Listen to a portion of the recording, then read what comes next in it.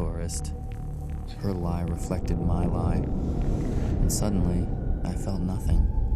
I couldn't cry. So once again, I couldn't sleep. David Fincher's Fight Club is beloved by all. The nihilistic dark comedy presented here is a visual treat to say the least.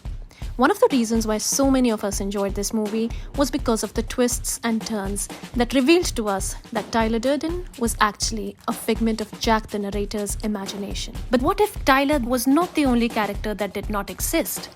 What if there is another massive plot twist which is not really spelled out for you in the film?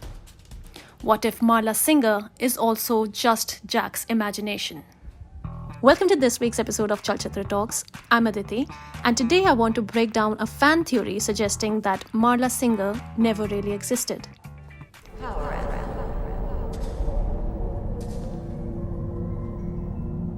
Slide. Jack had been having a problematic life for quite some time. But his other personality of Tyler makes an appearance only after Marla walks into his life. Jack possibly feels inferior to her, and that is why a coping mechanism in the form of Tyler walks into his life. Since the primary theme of this Fincher film was disassociation in terms of Jack's mental state and how he relates to the society, here are 7 reasons that will prove that she did not exist. Number 1. The support group Marla. Marla shows up to a lung cancer support group while smoking a cigarette, and nobody has any objection to it. I mean, the fact that she's smoking in any cancer support group is her version of Project Mayhem, a figment of Jack the narrator's imagination. Number 2, the suicidal Marla. Marla attempts to kill herself because she feels like an infectious human waste, which are the same exact words printed on the liposuction bags that Tyler and Jack the narrator steal. Number 3, the no sense of traffic Marla. Can we please address how she just walks in traffic and the cars don't even attempt to touch her? I mean, what's up with that? Number 4, the laundromat Marla.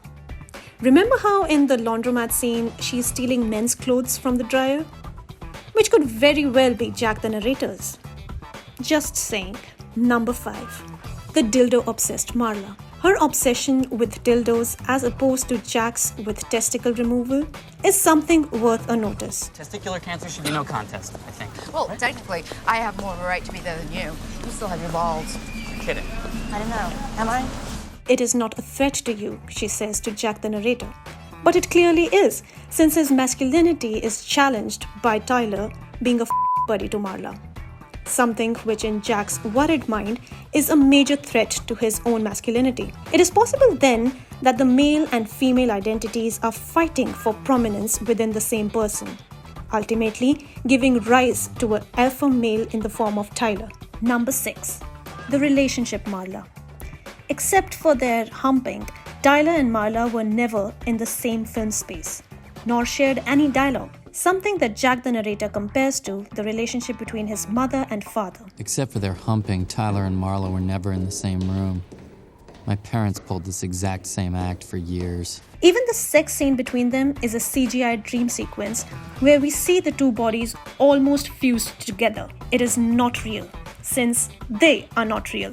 Number 7, the end credits Marla. My final argument comes from the closing scene of the movie. The final shot of Jack and Marla looking out into the city as Project Mayhem's plan is executed with the credit card buildings collapsing around them. It is such a powerful scene that it is possible to miss this visual cue suggesting one last time that Marla is just Jack's imagination. Notice how Jack and Marla look almost identical? A trouserless Jack wearing a jacket that closely resembles the coat-skirt combo dress worn by Marla. With Tyler being gone, Jack unknowingly latched on to another imaginary persona, which is marked by the symbolic scene of the two holding hands at the end. Well, those were my thoughts on why it could be argued that Marla may be an imaginary character after all. I hope you enjoyed this, and if you've got any more points to add to this list, or if you have theories of your own about this film, do share them in the comment section below. I would love to read your thoughts. Until next time, stay safe. Bye-bye.